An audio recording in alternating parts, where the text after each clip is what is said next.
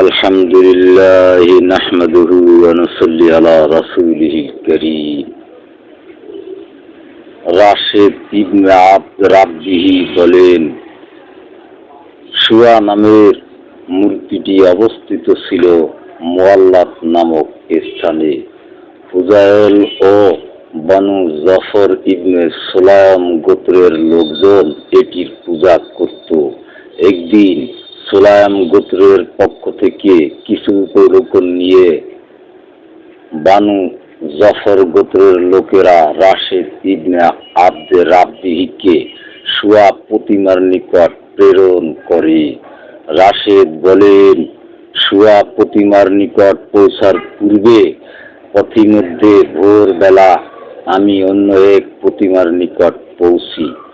হঠাৎ আমি শুনতে পাই, এই প্রতিমার পেট থেকে একজন যেন চিৎকার করে বলছে, অবাক কাণ্ড, অবাক কাণ্ড!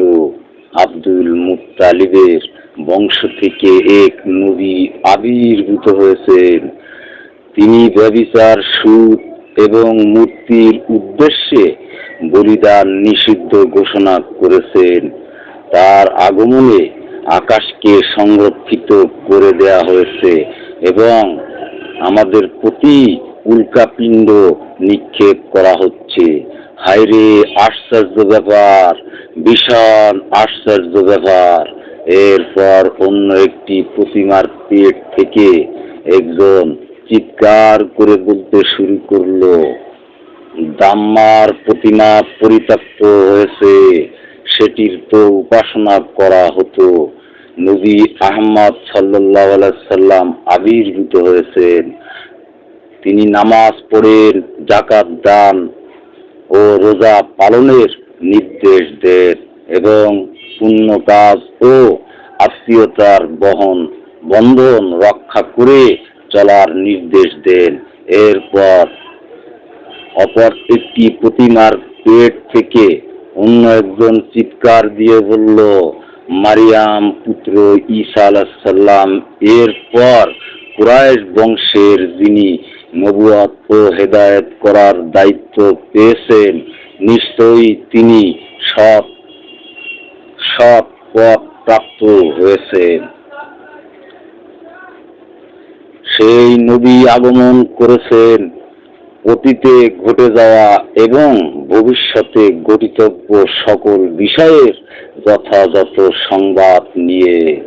রাশেদ বলেন, ভোরবেলা আমি শুয়া প্রতিমার নিকট যাই। সেখানে দেখতে পাই যে দুটি শেয়াল তার চারদিকে জিভ দিয়ে চাটছে। তার উদ্দেশ্যে নিবেদিত ভোগগুলো খেয়ে ফেলছে এবং ওই প্রতিমার গায়ে পেশাব করে তার উপর হেলান দিয়ে বিশ্রাম নিচ্ছে। এ অবস্থার পর রাশেদ বললেন, হায়, এটি কেমন দেবতা যার মাথায় দুটো শেয়াল পেশাব করছে! যার গায়ে শেয়াল পেশাব করে তার জন্য সে তো নিশ্চিতভাবে লাঞ্ছিত। এ ঘটনা ঘটেছিল রাসূলুল্লাহ সাল্লাল্লাহু আলাইহি সাল্লাম এর মদিনায় হিজরত কালে। লোকজন তখন তার আগমন সম্পর্কে পরস্পর আলাপ আলোচনা করছিল। রাশেদ তখন রাসূলুল্লাহ সাল্লাল্লাহু আলাইহি সাল্লাম এর সাথে সাক্ষাতের উদ্দেশ্যে যাত্রা করেন এবং মদিনায় এসে তার সাথে সাক্ষাৎ করেন। তার সাথে কিন্তু তার পোশাক কুকুরটিও ছিল। তখন রাশেদের নাম ছিল জালিম আর কুকুরের নাম ছিল রাশেদ। রাসূলুল্লাহ সাল্লাল্লাহু আলাইহি সাল্লাম তার নাম জিজ্ঞেস করলেন। তিনি বললেন, তার নাম জালিম। এবার তিনি তার কুকুরের নাম জানতে চাইলেন। তিনি বললেন, কুকুরের নাম রাশেদ। রাসূলুল্লাহ সাল্লাল্লাহু আলাইহি সাল্লাম বললেন, না, বরং তোমার নাম রাশেদ আর কুকুরের নাম জালিম। এ বলে তিনি মুস্কি হাসলেন এরপর তিনি রাসূলুল্লাহ সাল্লাল্লাহু আলাইহি সাল্লাম এর হাতে বায়াত হন এবং তার সাথে কিছুদিন মক্কায় অবস্থান করেন। পরবর্তীতে ওয়াহাব অঞ্চলের এক খণ্ড জমি তার নামে বরাদ্দ দেওয়ার জন্য তিনি রাসূল সাল্লাল্লাহু আলাইহি সাল্লামের নিকট আবেদন করেন। সংশ্লিষ্ট জমির বর্ণনাও তিনি রাসূলুল্লাহ সাল্লাল্লাহু আলাইহি সাল্লামের নিকট পেশ করেন। রাসূলুল্লাহ সাল্লাল্লাহু আলাইহি সাল্লাম ওয়াহাব ভূখণ্ডের কিছু অংশ তার নামে বরাদ্দ দেন। বরাদ্দকৃত জমির পরিমাণ হলো পরপর 3 বার পাথর নিক্ষেপের শেষ সীমানা পর্যন্ত। তিনি তাকে একটি পানি ভর্তি পাত্র দান করেন। তাতে তিনি ফু দিয়ে দেন এবং তাকে বলেন যে এ পানি জমির উপরিভাগে ঢেলে দিবে আর অতিরিক্ত পানি নিতে লোকজনকে বাধা দেবে না। তিনি তাই করলেন। ওই পানি সদা সদা প্রবাহমান ঝর্ণায় পরিণত হয়। আজও সেটি প্রবাহমান রয়েছে। তিনি ওই জমিতে খেজুর বাগান করেছিলেন।